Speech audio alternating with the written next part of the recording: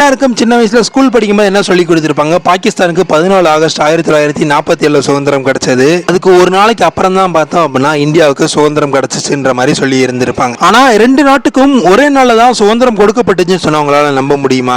அது மட்டும் இல்லாமல் ஒரு அரை மணி நேரம் டைம் கேப்னால தான் பார்த்தோம் அப்படின்னா பாகிஸ்தானுக்கு ஒரு நாளுக்கு முன்னாடி கொடுத்த மாதிரியும் இந்தியாவுக்கு ஒரு நாள் பின்னாடி கொடுக்க மாதிரியும் பார்த்தோம் அப்படின்னா ஒரு ஆப்டிக்கல் எல்யூஷன் இருக்குன்னே சொல்லணும். என்னப்பா சொல்ற, அப்ப பாகிஸ்தானுக்கும் இந்தியாவுக்கும் 15 ஆகஸ்ட் சுதந்திரம் கொண்டுட்டாங்களா அப்படின்னு கேட்டீங்கன்னா அதுதான் உண்மை. ஆனா அந்த டைம் ஜோன் தான் பார்த்தோம் அப்படின்னா ரெண்டு நாட்டை ஒரு நாள் டிஃபரன்ஸுக்கு மாத்திருக்கு.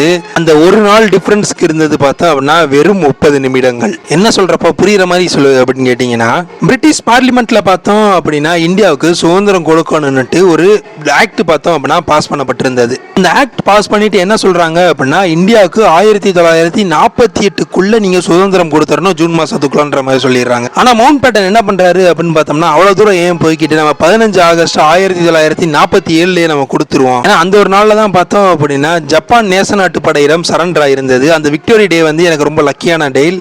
அதனால மவுண்ட் பேட்டன் பிரபு என்ன சொல்றாரு அப்படின்னு பார்த்தோம்னா 15 ஆகஸ்ட் 1947 இந்தியாவுக்கும் பாகிஸ்தானுக்கும் சுதந்திர தினத்தை நம்ம கொடுத்துருவோன்ற மாதிரி சொல்றாரு. இப்படி சொல்லும் போது நாடுகள் பிரிக்கப்படுது. நாடுகள் பிரிக்கப்பட்டதுக்கு அப்புறமா சுதந்திர தினம் பார்த்தோம் அப்படின்னா ரெண்டு செப்பரேட்டா கொண்டாடப்படுது. இது ஒரு சுவாரஸ்யமான விஷயம் என்ன அப்படின்னா இங்க சுதந்திர தினம் கொண்டாட இருந்தாலும் கூட பாகிஸ்தான்ல இருந்து இந்தியாவுக்கும் இந்தியால இருந்து பாகிஸ்தானுக்கும் மக்கள் டிரான்சிட் பார்த்தோம் அப்படின்னா ரொம்பவுமே கஷ்டமா இருந்திருக்கு. அது மட்டும் இல்லாமல் நிறைய உயிரிழப்புகளும் பார்த்தோம் அப்படின்னா இந்த ஒரு டிரான்சிட்ல இருந்திருக்கு. சரிப்பா, அந்த டிரான்சிட்ல கூட ஏதோ நிமிஷம் சொன்னியே அதை பத்தி சொல்லு அப்படின்னு கேட்டீங்கன்னா இப்ப நான் சொல்ல போறது ரொம்பவுமே ஆச்சரியமா இருக்கு.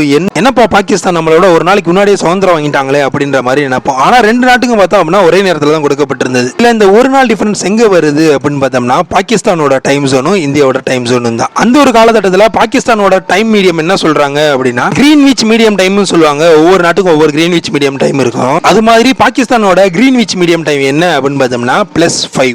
நம்ம இந்தியாவோட கிரீன்விச் மீடியம் டைம் எல்லாத்துக்கும் தெரியும் +5:13. இந்த ஒரு அரை மணி நேரம் டிஃபரன்ஸ் தான் பார்த்தோம் அப்படின்னா ஒரு நாட்டுக்கும் இன்னொரு நாட்டுக்கும் இந்த நேர கணக்கை பார்த்தோம் அப்படின்னா ஒரு நாளா மாறி இருந்திருக்கு. இப்ப நம்ம கரெக்டா சொல்லணும் அப்படின்னா பாகிஸ்தானுக்கு கொடுக்கப்பட்ட சுதந்திரம் பார்த்தோம் அப்படின்னா 14 ஆகஸ்ட் 11:59 நைட்டு கொடுத்திருந்திருக்காங்க. அதே நேரம் இந்தியால என்ன இருந்திருக்கு அப்படின்னு பாத்தீங்கன்னா மணி 12:27 15 ஆகஸ்டா இருந்திருக்கு. இப்ப இந்த டைம் ஜோனை வச்சு பார்த்தோம் அப்படின்னா பாகிஸ்தானுக்கு சுதந்திரம் கிடைச்சது நம்மளோட டயத்துல 15 ஆகஸ்ட் தான். இந்த ஒரு அரை மணி நேரம் டிஃபரன்ஸ் தான் பார்த்தோம் அப்படின்னா ரெண்டு நாட்டுக்கும் ஒரு நாள் தள்ளி வர மாதிரியான ஒரு அமைப்பை ஏற்படுத்தியிருக்குன்னே சொல்லணும். மேலும் இது மாதிரி இந்தியாவோட சுதந்திர தினத்தை பத்தி தெரிஞ்சுக்கணும் அப்படின்னா ஆல்ரெடி ஒரு லாங் வீடியோ அப்லோட் பண்ணிருக்கோம். அதற்கான லிங்க் கீழே இருக்க டிஸ்கிரிப்ஷன் பாக்ஸ்ல கொடுக்குறேன். உங்களுக்கு பார்க்கணும்னு ஆசை இருந்தது அப்படின்னா அதையும் போய் செக் பண்ணி பாருங்க.